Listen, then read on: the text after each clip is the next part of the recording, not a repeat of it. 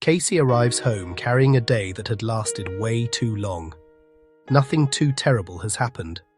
It has simply been one of those days filled with noise, requests, interruptions, little irritations, and people needing answers from her. Casey wants the evening to become quiet. Before relaxing, there are only 3 things she needs to do. She needs to pay her phone bill, move her wet clothes into the dryer, and answer her brother's text message confirming a ride the next morning. She makes 3 small promises to herself. Casey places them carefully on her mental countertop and thinks, "No worries, I got this." She decides to smoke a little something to help her relax. Then, a short time later, the room starts to feel softer. She is thankful. The workday now seems farther away and is being left behind. Her favorite show seems even funnier now. The rain outside sounds almost musical to her. And finally, for the first time all day, she has time to herself. The relief she feels in this moment is real. There is no doubt in her mind. This matters to her, and it should matter. Sometimes people will tell stories about using certain substances as though any real benefit must be imaginary, or if there is any benefit, there will be no cost to them. But Casey's experience contains more than one truth. The evening feels better. But what she doesn't realize is that the evening has just begun charging her for her choices. Casey does not realize that an invisible register has opened a tab and started charging her for her choices. But this register does not accept money as payment. It only accepts her time and attention as payment. Casey sees a reminder text from her brother needing a ride the next day. Casey reads it and thinks, "I'll answer him in a bit." Her invisible register makes its first charge. Then, this scene ends. Another begins. Casey remembers her phone bill and opens her laptop. The payment screen requires a confirmation number from an email. She starts searching and sees an ad for her favorite store. Someone has liked her post. She has to answer this one email and delete that one. What was she looking for again? Casey finally finds the number and begins holding it in her mental storage. This is called her working memory. Then someone on her TV show says something funny. She loves this episode. Casey looks up and laughs out loud. So funny! When Casey looks back, the number is gone.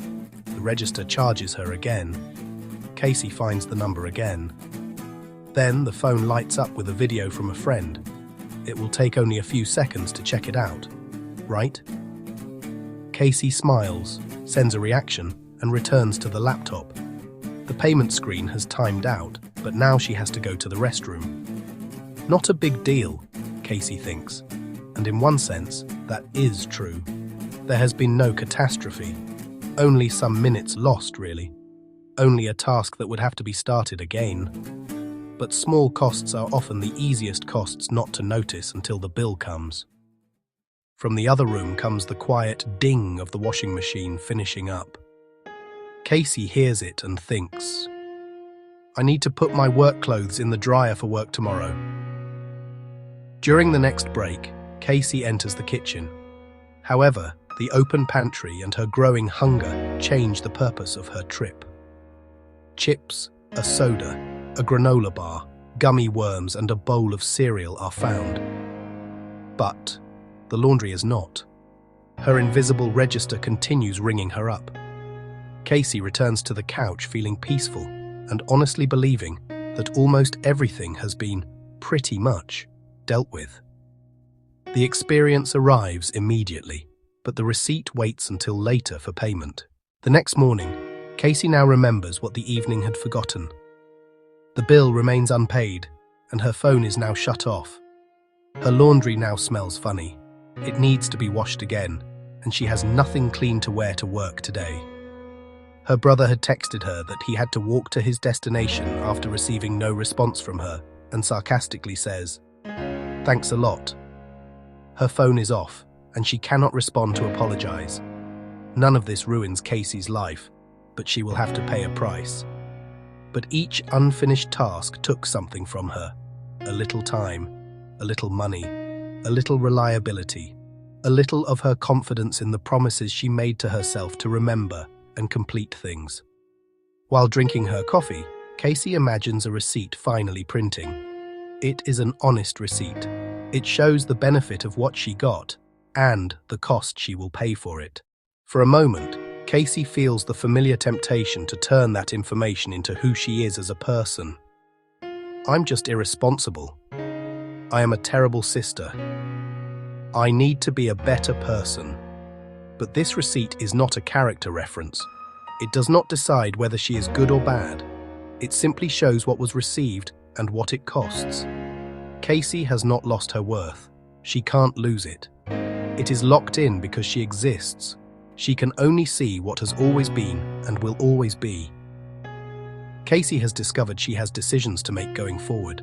And because Casey's time, relationships, work, freedom and future mean something to her, that information deserves her attention rather than shame.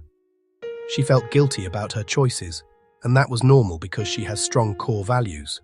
But not shame. Shame tells a person they are something wrong. The next evening, Casey tries something different. The important tasks are completed first.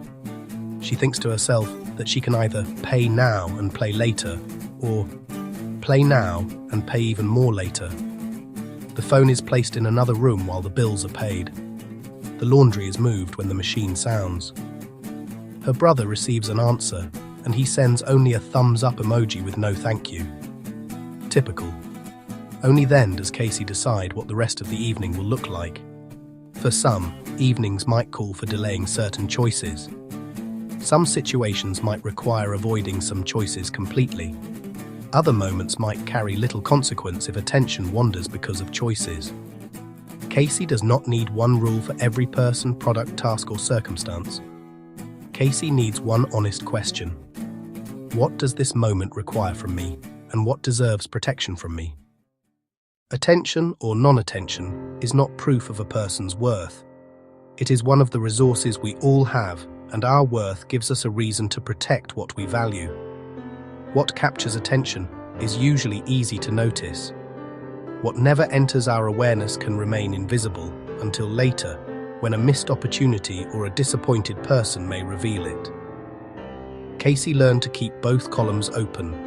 What does the experience provide? And what does my attention have to pay for it? Consider this for yourself. Your peace and your relief do matter. Your consequences also matter. A life worth living is also a life worth noticing, being present for, and equal to your worth. And you will always deserve the best life worth living.